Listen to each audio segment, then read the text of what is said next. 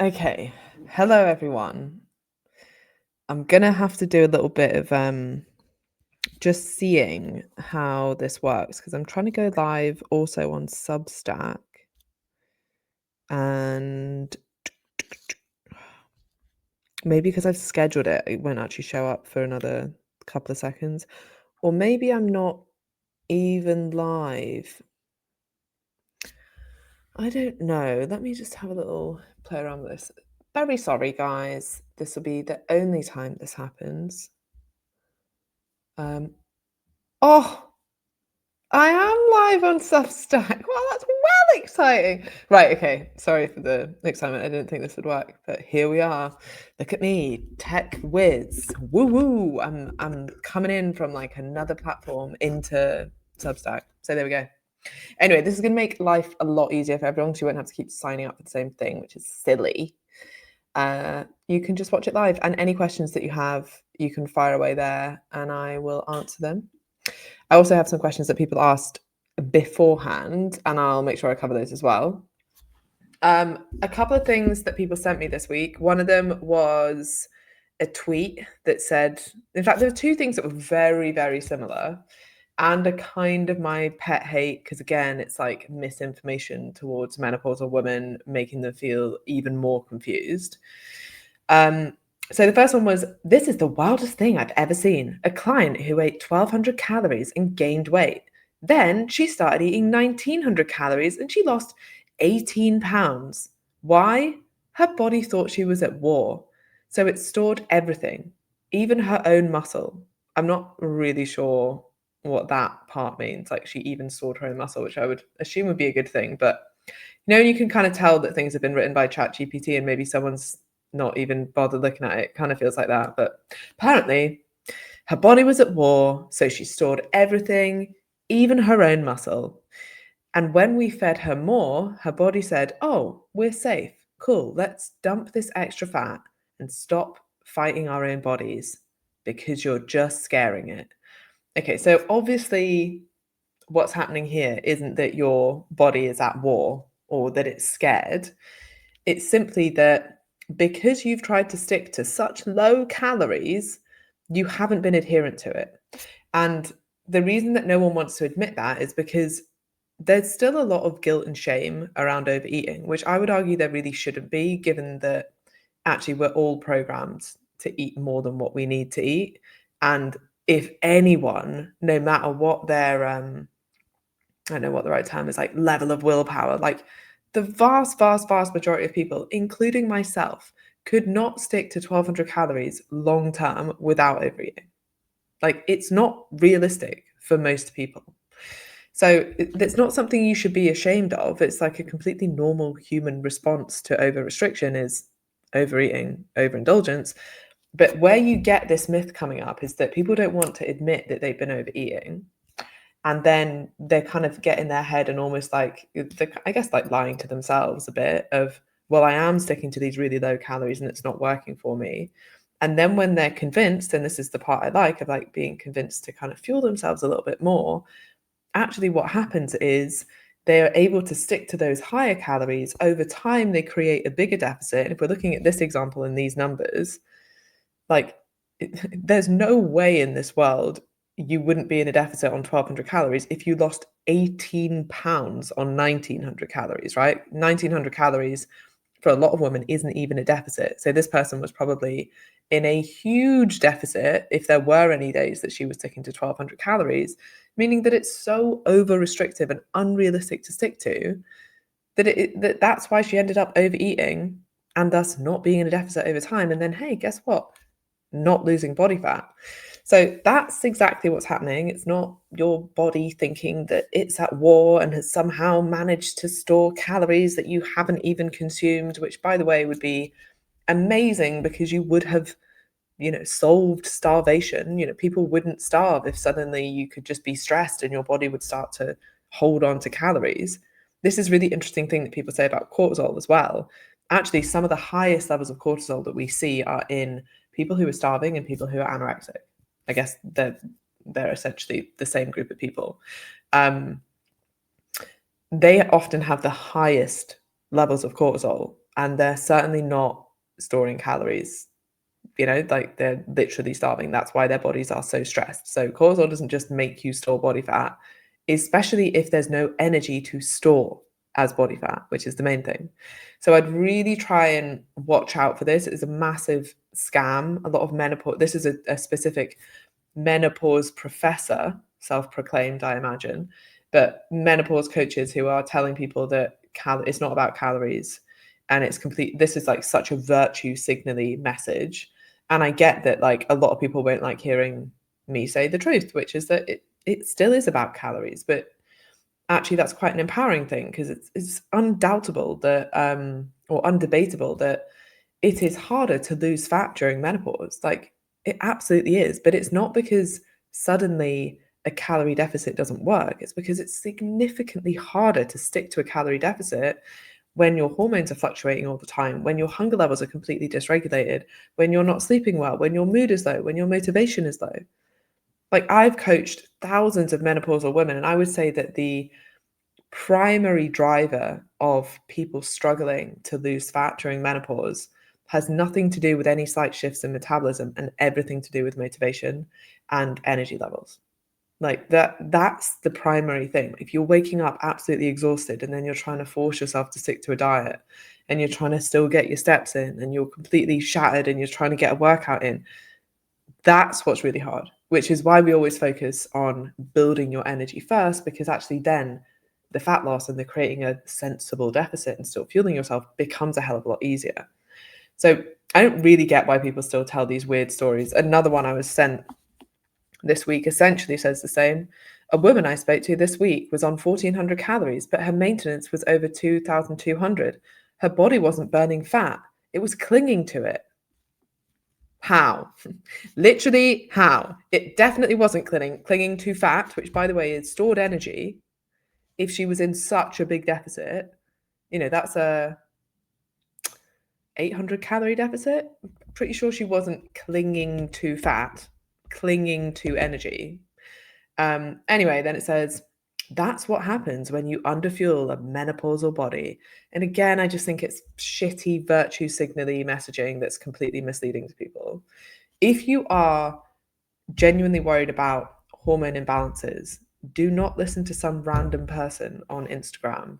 Even if that random person is me, like, don't listen to me either. Go and see your doctor and get tested and speak to them about it. And you may have to advocate for yourself, and you may have to push to see a specialist doctor. But anyone who's telling you they can fix your hormones online with some detox or over restrictive diet, like, it's complete a bullshit. Anyone that's telling you that the reason you're not losing fat is because you're in too big of a deficit, it's complete bullshit. Yes, you might be eating too little, because then that results in over restriction and then you overeating. But it's certainly not because you're in such a big deficit that somehow your body has evolved to be able to store calories that you haven't even consumed. So yes, menopause absolutely makes fat loss harder for most people, but it will not stop you losing fat in a deficit. That is a good thing, because now the power is back in your control. It's just that we need to get your energy levels up first and make sure that it's realistic for you to stick to that deficit. The other thing I wanted to say, mainly because this is completely related to what I've just been talking about, is that Commit to 6 is open, our next intake of Commit to 6, which is largely focused on making sure that people build their energy first, because then fat loss actually becomes so much easier. You enjoy your life more. You have energy for all the things that you love doing. Your motivation increases. Sticking to a diet is basically, night and day easy when you have the right energy levels. And I just have to say, literally your whole life will improve if you focus on energy first. The rest of it just kind of falls into place. It's a much more enjoyable way to get in shape, lose fat, feel better about yourself, live the life that you love. Live, laugh, love. Maybe not that, but So if anyone has any questions on joining Commit 6, fire away with them or shoot me a message afterwards. But we would love to have you. The early bird link is now live. It tends to run out within 48 hours. So be quick if you want to talk to me. I will be in my own DMs later on tonight. Okay, I did also have 2 questions. No, actually 4 questions. But anyway, one other thing that I want to talk about that was what's the right word? Inspired by a conversation I had with someone who was asking why coffee does make you feel more awake. And then I went down like a big rabbit hole. And anyway, there are numerous reasons coffee makes you feel more awake. Now, obviously, the active ingredient in coffee is caffeine. The only other reason that coffee makes you feel more awake is because of the association between like even the smell of coffee and the alertness that you would normally associate with caffeine. So I find that even if I have a decaf coffee, which has a tiny amount of caffeine in it, I still kind of get like the placebo effect of being like, well, I've had a coffee, so I feel more awake. But the real way that it works is that when you drink coffee, you absorb caffeine. So that's absorbed via your gut into your bloodstream. And it normally peaks at around like 30 to 60 minutes after you consume caffeine. And then what happens to caffeine is it blocks your adenosine receptors. So your brain has receptors, adenosine receptors on it. And adenosine is a molecule that builds up throughout the day and makes you quite sleepy. But because caffeine looks quite similar to adenosine, it can plug and kind of like block these receptors so that the adenosine doesn't get in. And that the kind of like net effect of that is that you won't get that sleepy signal that you would normally get, and then you feel more awake. On top of this, there's also a neurochemical effects where both noradrenaline, or just adrenaline as we call it in the UK, and dopamine increase.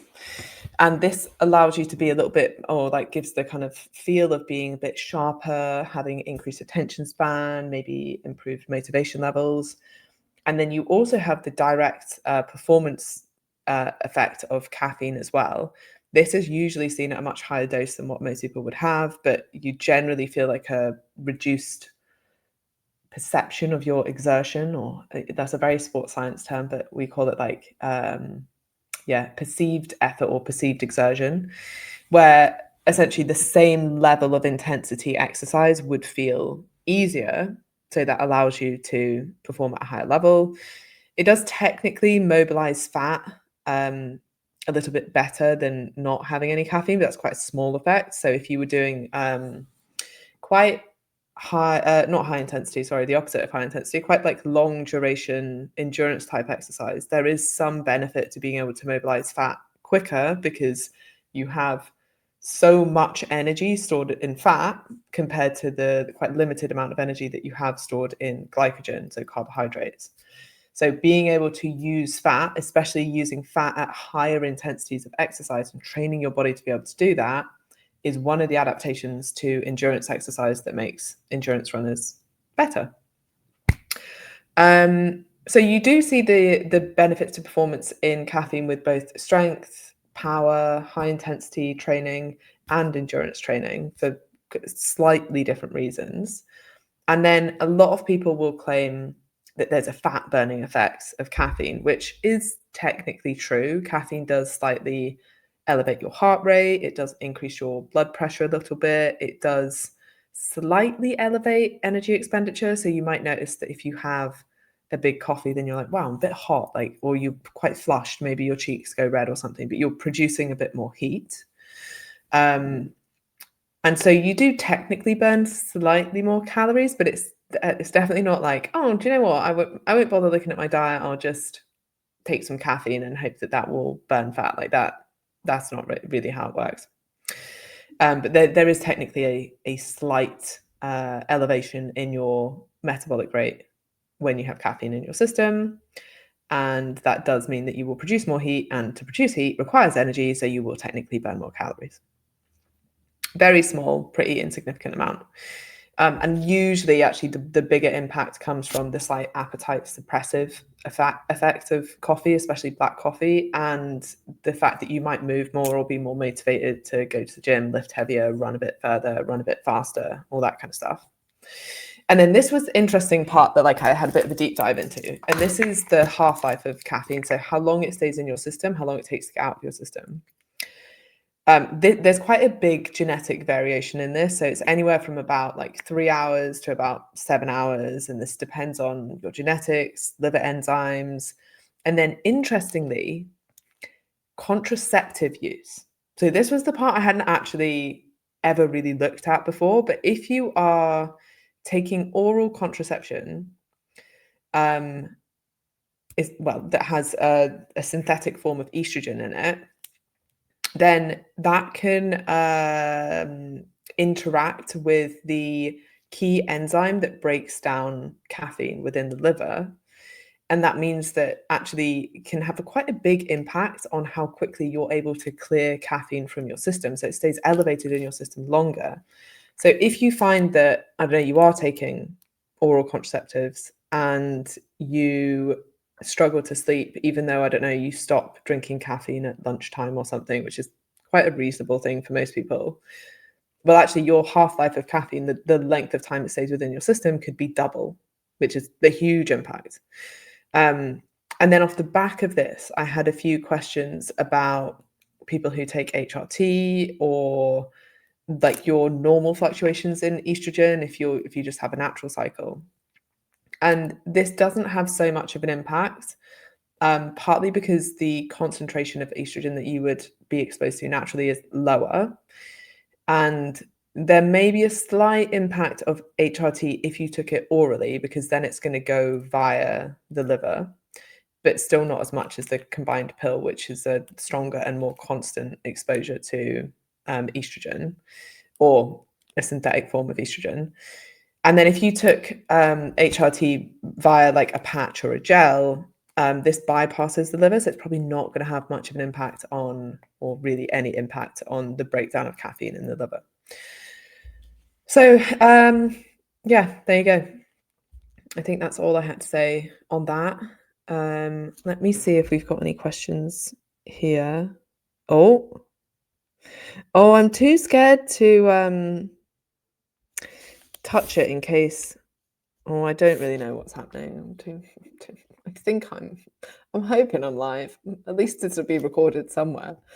Uh, let's see if I can see on. Oh, yes, I can see. Oh, it says I have to sign up to join the chat, but it's my chat. Very sad. Okay, maybe I need to go on a different. I also have some very good questions, so bear with me. They are coming. Shall be answering them, and I very much appreciate the people that took the time to send them in. Right, Substack website. Is that okay? Yeah. Oh yeah. Okay. Right. I found it. If anyone who's watching live does have some questions in there. Um, oh, thanks, Kim. Right, Kim, I'm coming to your question now. Okay. Uh, okay, so this question was, "Hi, Emma. I'm sure you have stacks to go through, but one to add for a podcast episode or science versus bullshit, please." Okay, I'm not able. Oh, sorry. The question is not being able to build muscle if you can't lift weights. I've just been diagnosed with aggressive osteoarthritis in my hands, so I can no longer lift heavy, if at all. Devastating is the understatement. Totally understand that. Um, but I'm trying to work out what to do. Anyway, similarly, for those who don't have access to gym or kit, can we just bust the bull that someone says it's possible to build muscle if you can't lift heavy? So it's certainly not impossible to build muscle if you can't lift heavy. Really what you need is a stimulus on that muscle, and it doesn't need to be particularly heavy. So there's a ton of research that proves that anything up to about 20 reps, not just, so you could even go beyond 20 reps, but up to 20 reps is as effective, assuming volume is matched. So if you create the same total volume by lifting 5 reps or lifting 20 reps, actually the hypertrophy response is very similar. Now, when you go beyond about 20 reps, you tend to get more endurance-based adaptations. But that doesn't necessarily build any muscle. It's like this sudden on-off switch that like, "Oh, after 30 reps, sorry, you're not building any muscle." Suddenly everything is an endurance adaptation. It's all on a spectrum. So you could be like, for optimal results, you wanna be kind of 20 reps or below. The other thing I'll say about this is I've had clients before who have had arthritis in their hands or and I'm trying to think what happened to this man's hand, but anyway, we found many ways around it, and I would say cable machine is really useful. So you can get attachments on a cable machine that go onto your wrist, and then you don't have to squeeze anything, hold anything, nothing to do with grip strength. And you can still do flies, you can still do pull downs, you can do rows, you can do bicep curls, you can do shoulder press, you can do tricep except I mean, basically you can do everything. I won't go through every single exercise that you can do, but if you know how to use a cable machine well and you get creative with it, then actually there's anything you can do on it. Kim, you're saying here, "I do have a TRX in the cupboard." So the issue with the TRX would be that you still need to grip it. So what would be good is just to get the cuffs, and actually a lot of gyms already have these cable machines with the cuffs. Some people put them around their ankles, but you can get ones that are for your wrists, and then you can pull those cables without it actually needing any kind of grip at all. Um, that would probably be one of the workarounds that I use with clients who have, arthritis or some reason that they can't particularly well. Um, and then, like, more broadly for people who just maybe can't just heavy or, have, like, injuries and things, like, I have struggled for years, probably always will to a certain extent with my back. It's just not worth it for me to lift heavy. Like, it's not worth the injury risk. I'd rather stay in a higher rep range.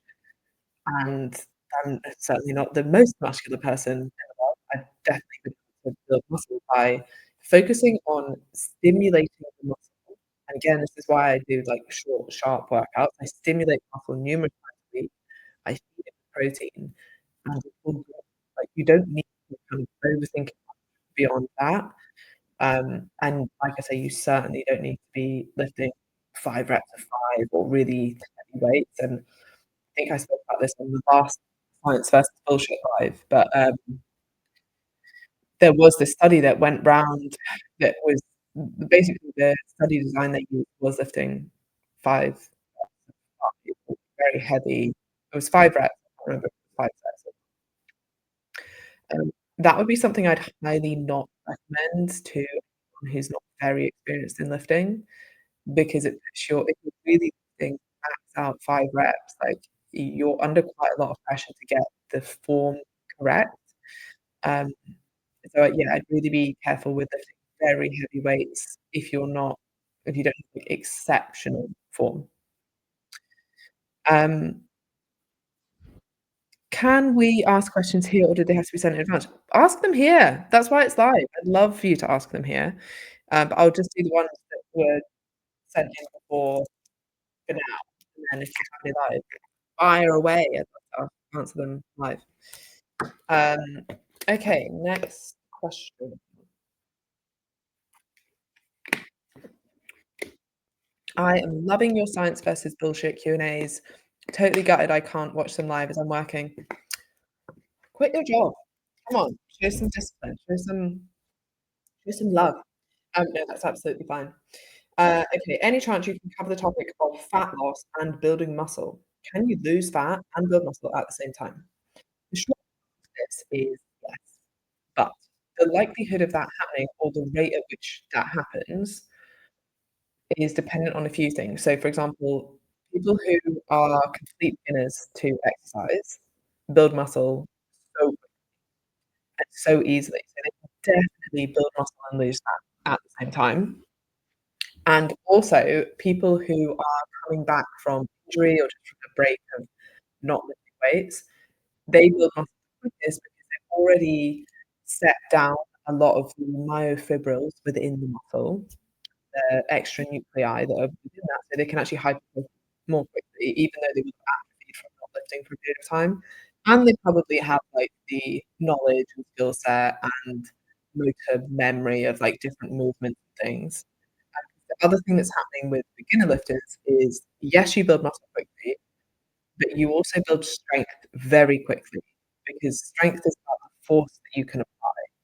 And part of that is how much muscle you have, part of that is recruiting the muscle that you have, and part of that is your skill at doing a certain move.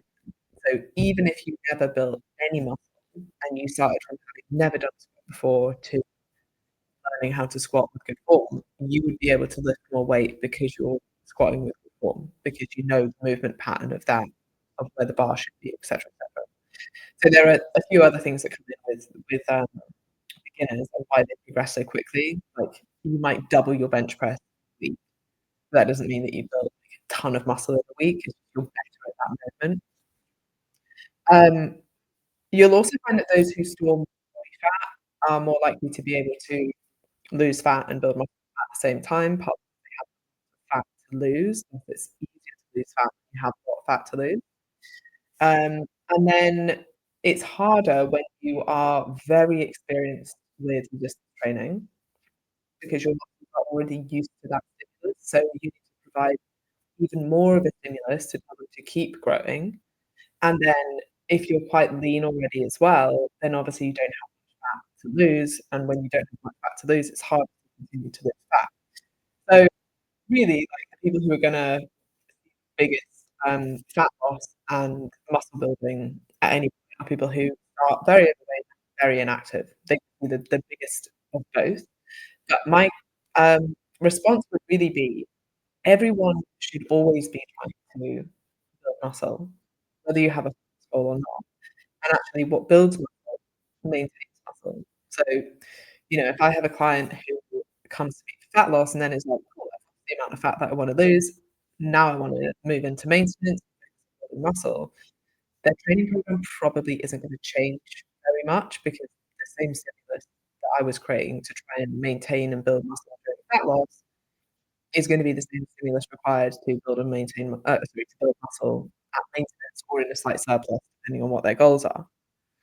So, yes, as long as you are lifting heavy, as long as you are eating enough protein, as long as you are in a calorie deficit, if fat loss is your goal, then you can build muscle and lose fat at the same time. You wanna make sure you're not in too much of a deficit and that you're also optimizing recovery as well. Okay, question here.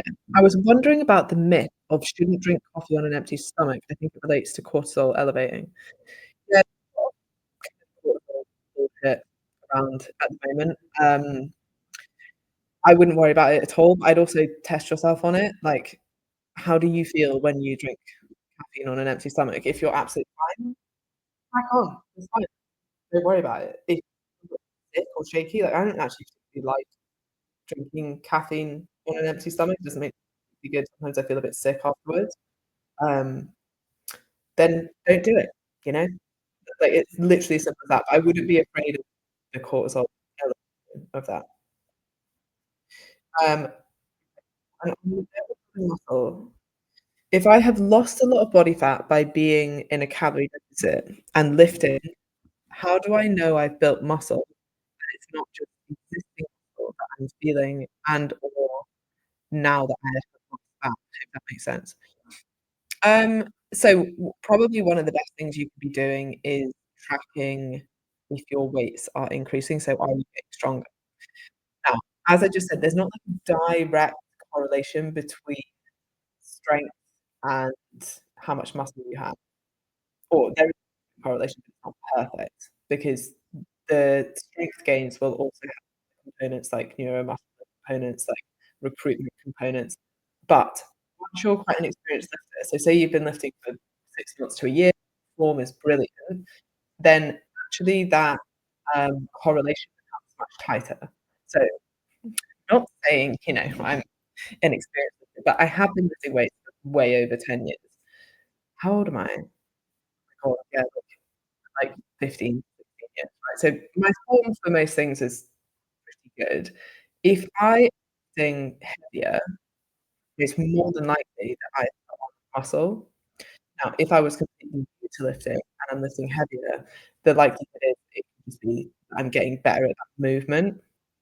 So I'd say for you, if you've been lifting for a period of time and you're wondering if you're building muscle, uh, I'd be looking at the weight that you're lifting. Is that going up over time? Are you able to lift more over time?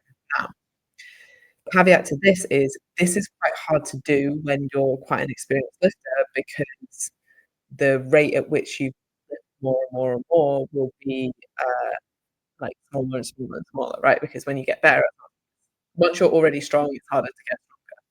Or once you already have a decent amount of muscle, it's harder to continue to build at the same rate. So you have to be realistic with your expectations. Kind of like when you're losing fat and, hey, maybe when you had 50 pounds of fat to lose, you were losing 2 pounds a week every single week, and now you only have 5 pounds of fat left to lose.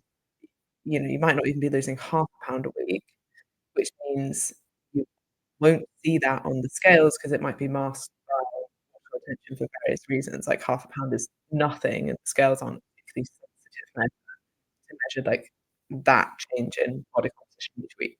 So you do have to take a bit of a bigger picture. I'd normally program people for a block, that'd probably be about 8 weeks, and I'd be like, "Right, now are we lifting heavier than at the start of the block? Are those weights going up? Now we know that we're building muscle. If they're not, why are they not? Are you recovering well enough? Have you been through training sessions? Are we getting protein?" Then we kind of, like, see what's happening within that.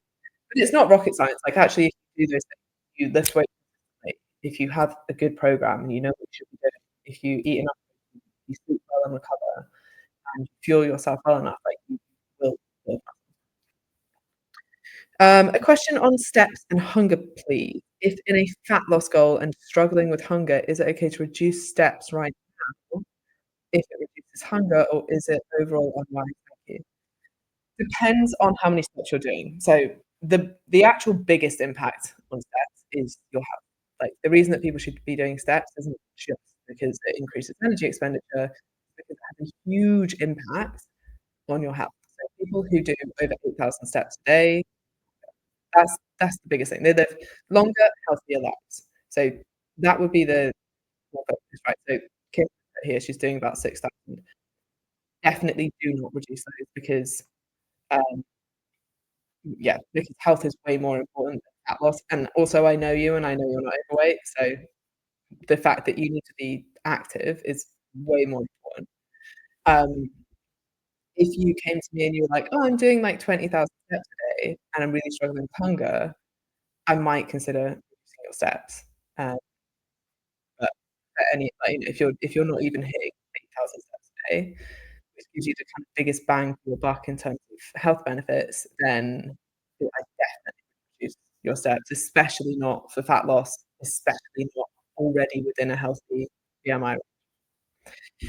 Okay, Becca, I've been lifting for years and I'm now trying to build muscle. Someone said to work on both hypertrophy and strength at the same, sorry, hypertrophy and strength to start your sessions with compound lifts with lower rep ranges for strength and accessory lifts with higher rep ranges for hypertrophy. Is that right? Yeah, it's not far off. Again, it's not like an exact, like, say you only did low reps, you would still build assuming that you're creating a decent amount of volume. So it's not just like, oh, low reps are for strength, high reps are for hypertrophy. Now, I would agree that low reps are for strength, but it also depends on how you're defining strength. So the technical definition of strength is the force you can apply.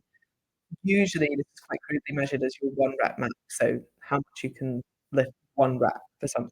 But you could also frame it in different ways. You could be like, "I actually care about my 10 rep strength." So that might, you know, technically more be like muscle endurance.